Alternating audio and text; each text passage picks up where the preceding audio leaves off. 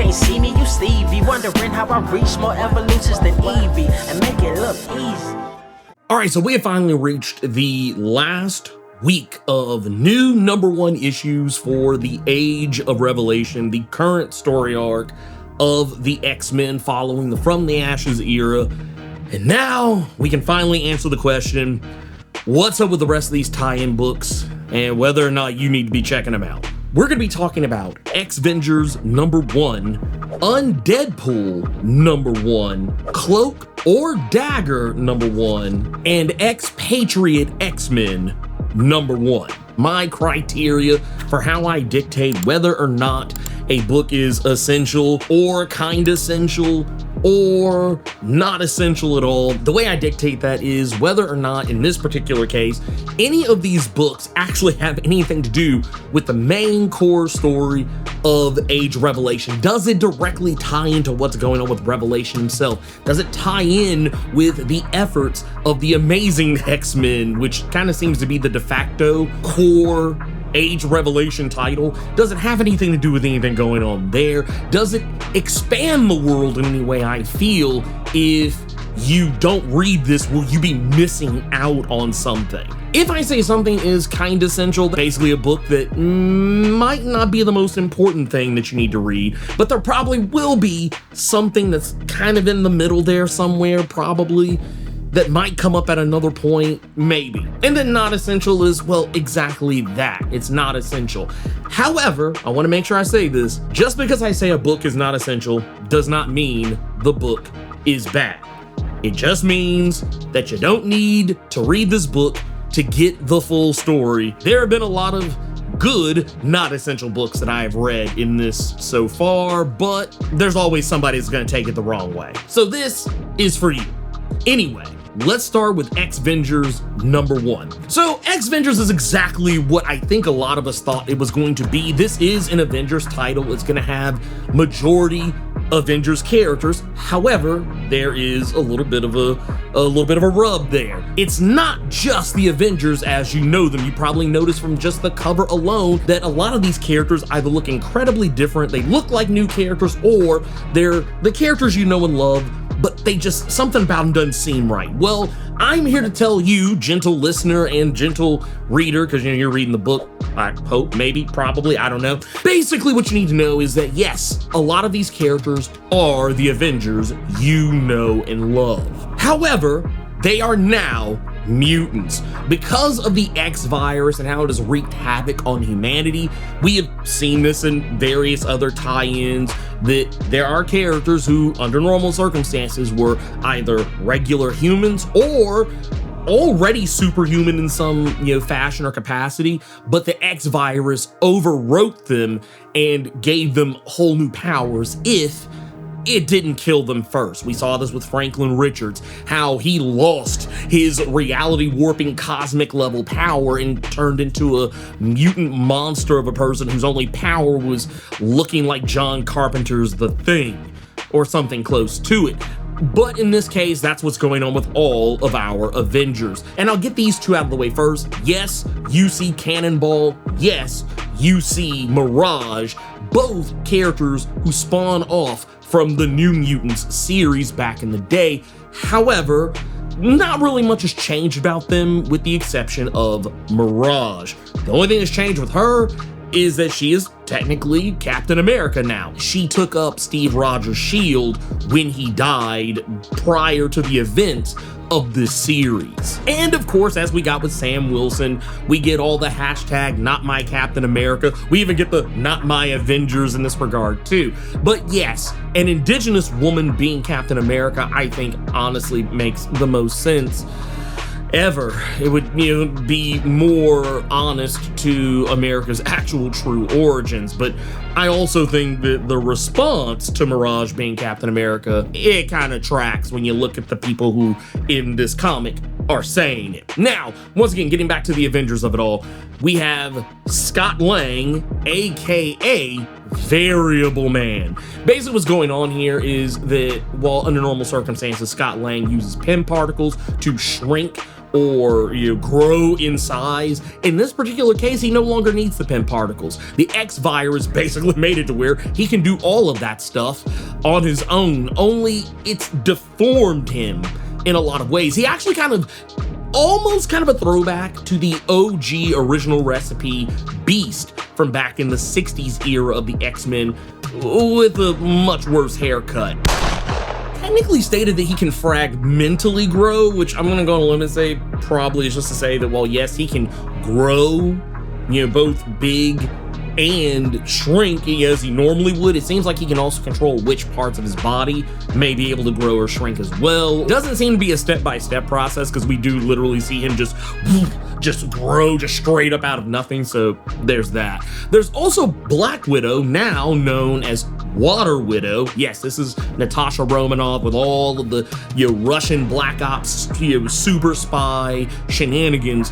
But now she has water powers and is quite literally living water. There's nothing else to that. She can control water. She can create water constructs, turn her hands into, different types of implements, created by water and with the force and pressure that water can generate. We also have Hawkeye, who didn't gain any quotey fingers new powers. However, he did grow some extra arms. Like, beyond having extra arms, there was no other addition to what Clint Barton could do. Hawkeye is still Hawkeye. He just has more arms to do it with, which is kind of funny when you think about it. There's also Shang-Chi, who in this particular instance, his whole thing was martial arts and being able to manipulate chi. And unlike some other characters who lost their powers thanks to the X-Virus but gained new ones, Shang-Chi couldn't lose this power because him being able to manipulate chi, kind of similar to Hawkeye's archery, this isn't a superpower. This is something that he trained his entire life to be able to do, so he can't lose that. However, he did gain the ability to break anything, to literally, utterly shatter anything that he touches. So you combine that with his already powerful martial arts prowess and ability to manipulate chi, and you can imagine how this would make Shang-Chi a quite literally tournament busted version of a character. He is honestly, for all intents and purposes, in the Age of Revelation, Shang-Chi is One Punch Man. That's who he is now. Only he also has a look that makes him stick out as being a mutant, which kind of sucks for him, but he seems to be taking it on the chin more or less.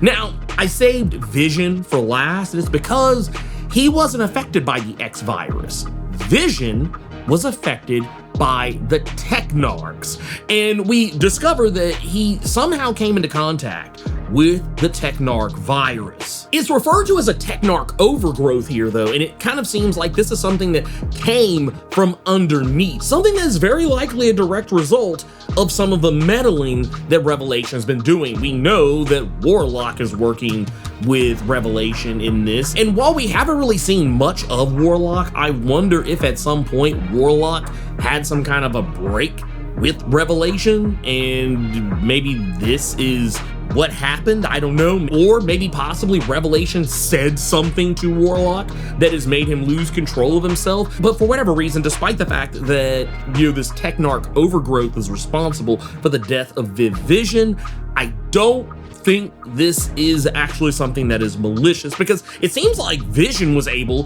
to merge with it. While it does seem like he can't control it at all times, it does seem like there's something else to this. There's something more to this. And the whole story here is that the Technarch overgrowth is affecting a lot of things. The Avengers are doing Avengers things, and while yes, you probably noticed I have never once referred to them as the X-Vengers in this, it's because they're not the X-Vengers. They are still the Avengers. It's humanity who calls them the X-Vengers, and it's more of a slur than it is anything else, because they're calling them mutant sympathizers.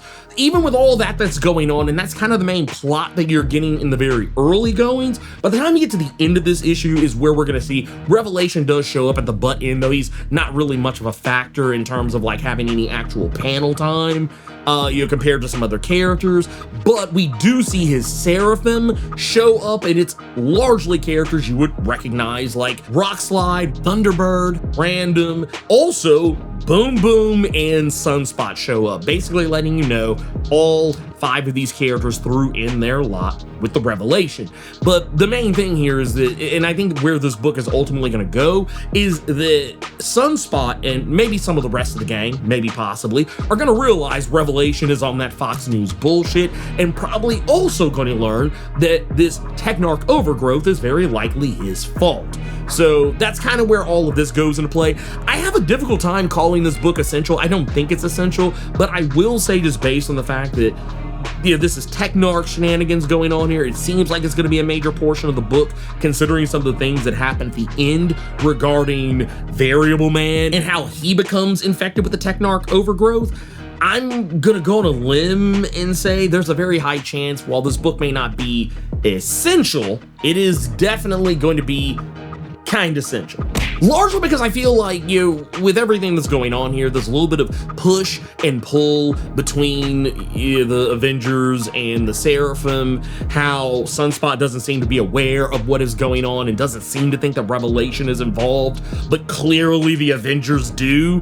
And I feel like there's room for the Avengers and maybe a little bit of a turn for some of the Seraphim, which is why I kind of want to give this book that essential, is because eventually at some point Revelation has to fall, and the only way for Revelation to fall is going to be if he starts losing support from the inside. People who are already close to him or already are holding him up on a pedestal. That's really the only way regimes really truly fall. It takes more than just fighting from outside. It takes fighting inside a lot of the time as well.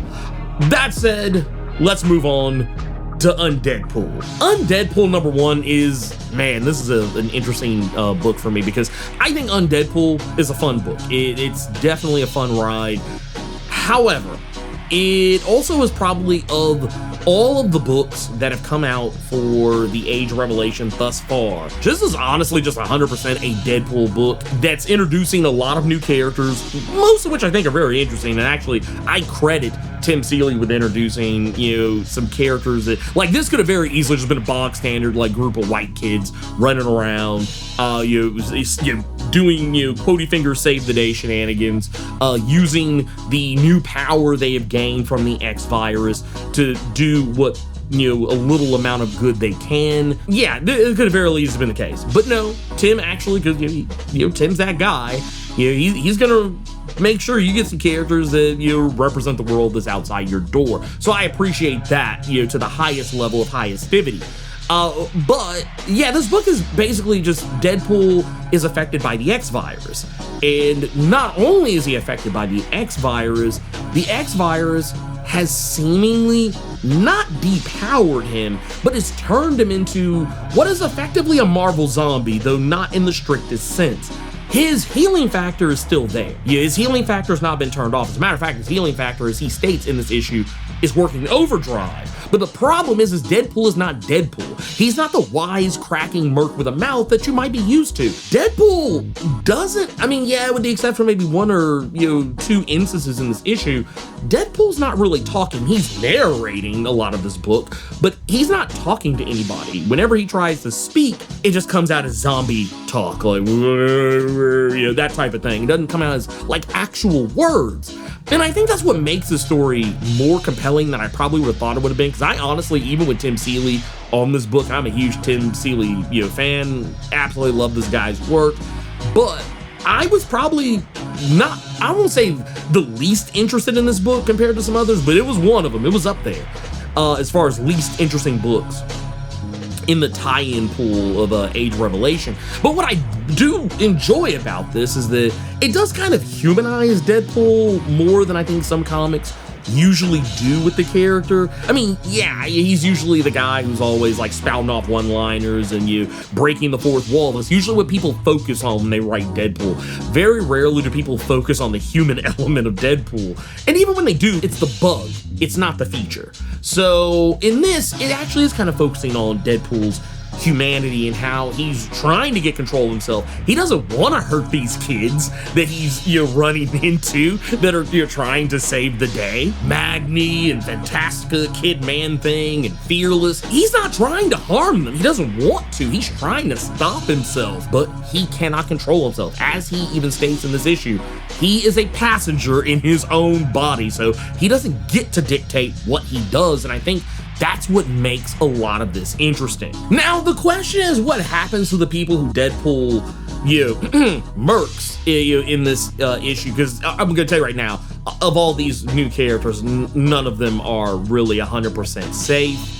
And it's kind of got a bit of a sci-fi horror element to it. So yeah, I won't go full on into it, but just know that yeah, a lot of these characters aren't gonna make it to issue number 2. And if they do, I wonder what state they'll be in once we get there. Are they gonna become zombies too? Is Undeadpool, is he infectious? And more importantly, what does Cable have to do with all this? Because by the time you get to the end of this issue, we discover that Cable has been watching over everything. We also know Cable is not alone. He seems to have been infected by the Technarchs. And we talked about the Technarch overgrowth in the X-Vengers book. Well, it seems like whatever was got a hold of Cable as well. Now, this could also just be the techno-organic virus that has taken over his body, that is usually represented by his metallic arm. But here's the thing, this doesn't look like that. And under normal circumstances, and once again, this could be artistic license, but typically when we see Cable using, because he has more recently learned how to control and use the techno-organic virus that he has attached to his arm, he knows how to control it, and when he does, it doesn't manifest itself in a Technarch form. Under normal circumstances, whenever something is Technarch or more Phalanx related, it's typically yellow and black. When Cable normally controls the techno-organic virus, it's usually like blue or like another shade of a metal that's not yellow. In this case, it's yellow and black, and it is actually taken over even more of his body than just his arm. It's actually taken over roughly potentially half of his body, almost to half of his body, or at the very least a quarter of his body. And it's taken over like half of his head, half of his upper torso, and his left arm. All of them look like Warlock. Now, we don't know if this is Warlock or how he came into contact with this, because once again, Vision has a similar thing going on too. We don't know what any of this is. What side is Cable on in this? He seems, because he's talking about the new mutants, he's talking about the OG X-Force. He casually mentions Wolfsbane and Cannonball and Boom Boom. So the question becomes, does he actually want to take in one of these new characters who goes by the name Fearless? Is he trying to take her in to do good things, or is Deadpool gonna be the one who has to step in and try and save the day or whatever, even though technically he kind of ruined the day if you want to look at it from the perspective of characters like Fearless? I'm actually more interested to see what is going to be going on here. This book, while I won't call it essential reading, as much as I don't think it has a whole heap of a lot to do with the main proceedings, just the fact that the Technarch overgrowth seems to be factoring in this, I'm gonna say this is at the very least, it is kind of essential. I have a difficult time saying otherwise, like for better or worse, because once again, this book does kind of seem to ignore a lot of the other things. I won't say ignore, I mean, it does recognize that the Age of Revelation is going on, but it's not really dealing with any of the core messaging of it outside of the X virus. And now what is coming up this week, probably more than any other week before it, maybe potentially what's going on with Warlock. All right, before we go any further, I do want to say, if you are enjoying this video, you're getting any value out of it, make sure you hit that like button. And if you haven't done so already, because I know I have a good authority that at least a good 30-some-odd% of y'all are not actually subscribed to the channel. You're watching the videos, clearly you're probably enjoying the videos. And I know how it is. Sometimes when I watch videos, I forget to hit that like button. Sometimes I watch channels for a long time and don't realize, oh wow, I'm not subscribed. So I get how it is. So yeah, I'm not here to shame anybody on that. But I do want to say, if you want to make sure you don't miss out on any of my videos, because I don't just do these, also do other videos breaking down other comics, as well as giving you ideas about what books you should be checking out each and every new comic book day. So yeah, make sure you hit that subscribe button, tap that notification bell, hit all notifications. That way you don't miss anything. And also, there's a new hype feature. I thought I knew how it works. I think I know how it works. I think it really just helps boost videos that people really like. Kind of similar to a like button, but more on a limited time frame. So yeah, if you see the hype button, hit that bad boy and hype this video up. Anyway, let's get back to the video. Next up is gonna be Cloak or Dagger #1. That was a tricky one for me because I've always referred to them as Cloak and Dagger. So having a book called Cloak or Dagger is tricky, but we're gonna get through this. So what is Cloak or Dagger? It's basically what I assumed it was gonna be when this book was originally announced. This book is basically Marvel Rivals sneaking its way into main continuity. That's basically what this is. The characters Cloak and Dagger are characters that you can play on Marvel Rivals. Technically, Marvel Rivals has fancy pants names for every character, I guess, type. Cloak and Dagger are the healers / DPS. If you're familiar with games like Overwatch, to me they're kind of like Moira. A character that can DPS, but also a character that can heal. That's basically what they are to me. And you have to switch between which one. Do you want to attack?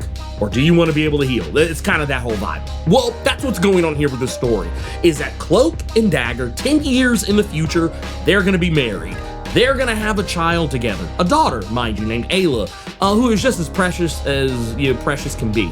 And, well, I feel like this book is offering, diehard Cloak and Dagger fans a thing that they have been asking for the longest time. Can we please have a solidified relationship between both Cloak and Dagger? Because that's something that's kind of been a bit of a sticking point for these characters for a long time.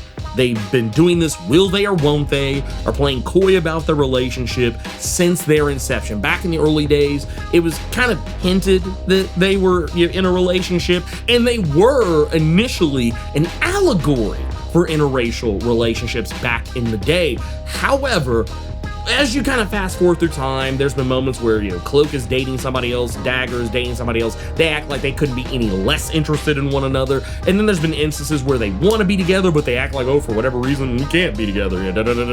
Well, in more recent years, they actually have cemented a relationship, but it's kind of been forgotten about because the characters don't get used very often. Well, in this, Justina is doing the Lord's work by actually saying, hey, how about we just make it that they're together? Like, they're together. 10 years in the future, they're together. They're married, they have kids. But where Justina's gonna lose me a little bit, because this is the Age of Revelation. You can't have nice things in the Age of Revelation, so I'm not really blaming her for this. But because you can't just have everything be a fanfic, you have to add a problem. That's where the or comes in Cloak or Dagger. Because just like in Marvel Rivals, you can't have Cloak and Dagger on the screen at the same time. That's kind of the whole rub with the characters of Cloak and Dagger in Marvel Rivals. You have to pick one. You have to either play as Cloak, and if you're not going to play as Cloak, you have to play as Dagger. If you are the only support character on your team and you're playing Cloak or Dagger, your team is getting wrecked and you're still in Cloak mode, you're fucking up because you need to switch to Daggers so you can get these heals off. Well, as it turns out, that's what's going on here.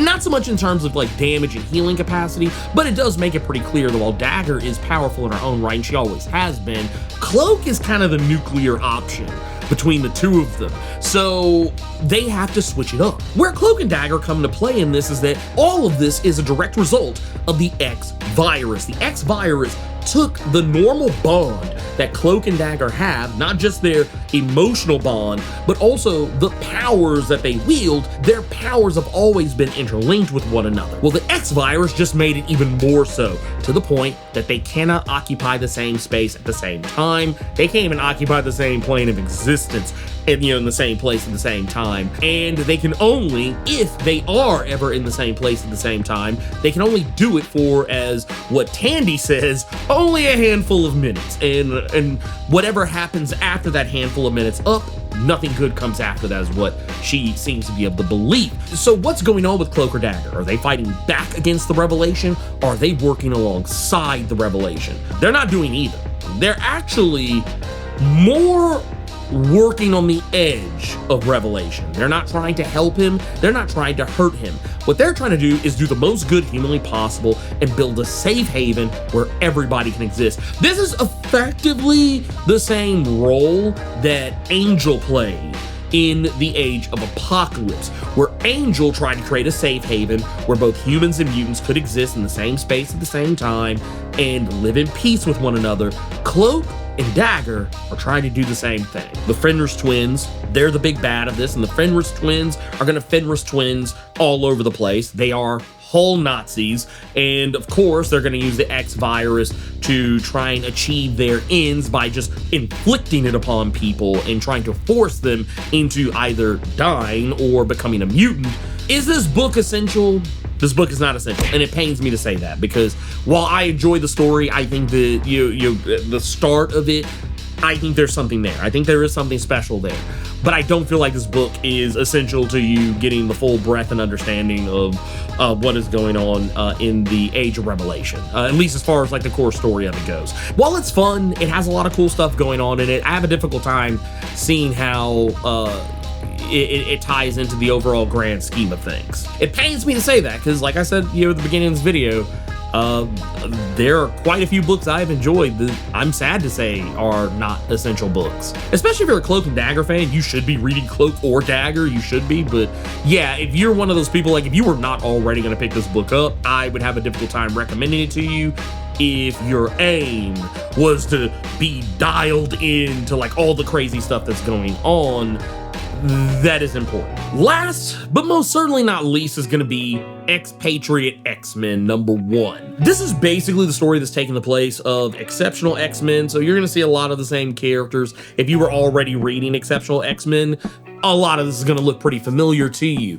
But probably the one character that is not gonna be as familiar, just because she normally is not in this series, is gonna be Ms. Marvel, Kamala Khan. Now, if you're wondering why this book is called the Expatriate X-Men, the reason for that is because an expatriate is someone who lives outside of the country they would normally be associated with. Kind of very similar in some respects to the Cloak or Dagger series, where both Cloak and Dagger are kind of living outside of Revelation's purview, but also not really trying to get directly involved. Expatriate is doing the opposite of that last part. The Expatriate X-Men are living outside of Revelation's territories because his territory pretty much ends at the Mississippi River, and they have a flotilla that they are operating as a resistance movement that tries to pick up refugees and also try to save people who have been either taken into some of Revelation's camps, or have been exiled, or are being beset upon by the Seraphim, or any of that stuff. Basically, they are out here fighting the good fight, trying to save the day.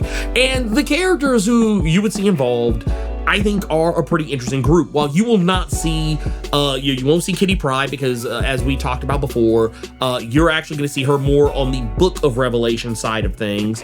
If you're not going to see Emma Frost, because she is more on the Iron and Frost side of things. You're also not going to see Iceman either, because he is over on the Rogue Storm side of things. So you're not going to see any of those mentor characters as you would normally associate with the Exceptional X-Men. However, you are going to see characters Bronze and Melee at the forefront of this book, and the also more recently introduced character Reggie, who was recently revealed to be a mutant, and now 10 years in the future, Reggie has gained full control of his abilities and now goes by the name Rift. And as I mentioned earlier, Kamala Khan is also along for the ride as well. And while it kind of seems like Kamala Khan and Melee seem to be like the main voices that are kind of pushing the direction of where everything is going with this flotilla, there's very clearly some issue going on here, because all of these characters have aged 10 years. Ms. Marvel is not the same person we're used to seeing. She's not the one-liner machine and happy-go-lucky person. She has seen some shit. So she is not as, Ms. Marvelish as some of you might remember. You've also got to take into consideration Braun's also older now, probably in and around about the same age as Kamala, if we're being brutally honest, because they're about the same age, give or take, kind of close to it at the very least. But Braun's has experienced some things, and we've seen in various future, I guess, glimpses and other X books that she does become a slightly harder person, pun intended, to her power. But, Melee is also even more serious than she would normally be associated, even though she was probably the most serious of the group anyway, of the Exceptional X-Men. And Reggie is Reggie. Reggie kind of seems to be pretty serious himself, but I mean, once again, it's the Age of Revelation. I imagine everyone's as serious as a heart attack right now. Now, once you get from that, one obvious omission is going to be Axo.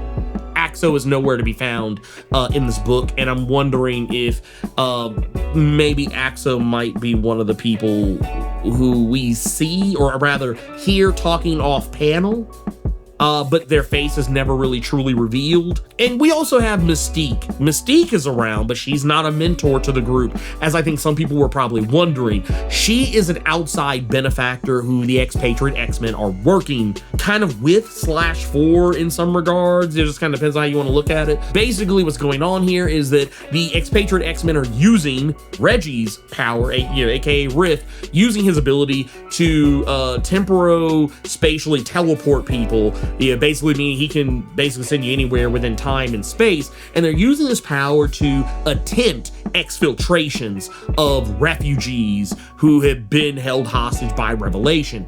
But whenever they fail, they go back in time and do it over again. They basically get to have a Groundhog's Day scenario whenever they try to pull off a mission, and keep doing it until they get it right. And it seems to be going pretty well. But one of the people they've saved, a person who goes by the name Lyrebird, who I want to say is a new character. I don't recognize this character any at all. But once again, it's a character who seems to have some ties to Illyana, aka Magic, now going by Darkchild because Illyana is dead, but Darkchild still lives. Apparently, Mystique wants this person because it's their way to get to Darkchild. But there also seems to be some infighting amongst the Expatriate X-Men about what to do about this whole thing. They can't really agree on what it is they want to do, and Melee has some of her own ideas about what should be done and maybe who Lyrebird should be sent to. Once again, that's why I kind of go back to the whole, I wonder if the person she was talking to was Axo, because he's the one character from Exceptional X-Men we never see. No one ever mentions whatever happened to him, if anything ever happened to him, and here we are.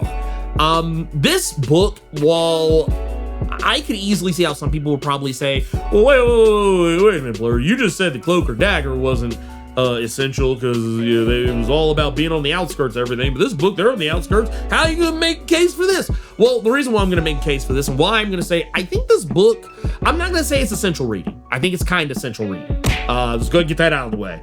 I think this is kind of essential reading, and the reason why I say that is because I feel like this story is not necessarily tying directly into everything, but is telling a story on the periphery a little bit better than what I feel Cloak or Dagger did in issue 1.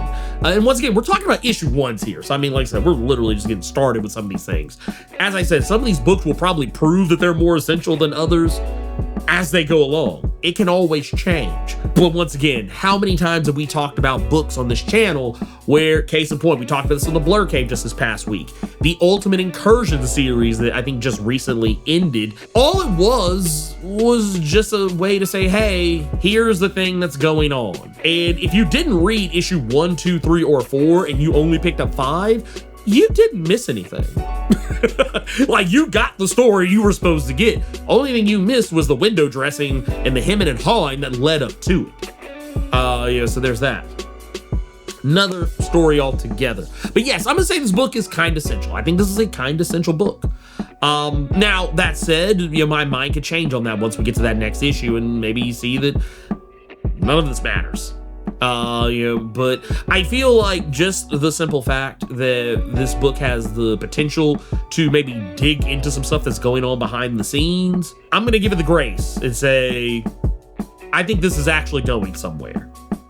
If it's not, we'll find out the next time the issue releases. Maybe I'll come back and say it's not essential. I don't know. We'll see. Just because something's essential to issue 1 doesn't mean it's essential to issue 2. So there you go. That said, yeah, that is everything with Age of Revelation. I've been enjoying doing this. I kind of want to try and do this for the entirety of the time this is running. I kind of only initially thought about doing this for the number 1s, but as I kind of said earlier, some of this shit could change. Yeah, my opinions on a lot of the stuff might change, so we'll see. If you guys keep watching it, I'll keep making it. We'll just have to play it all by ear. But anyway, once again, if you have not already done so, if you want to see more amazing videos just like these, make sure you hit that subscribe button, tap that notification bell, and hit all notifications. That way you don't miss anything. Also, make sure you hit that like button too, because it really helps the channel out. And also, hit that hype button and help push this video out to even more people. Anyway, until next time, keep it plus ultra in the comments. I will see you all for the next go round. We out of here. Peace out.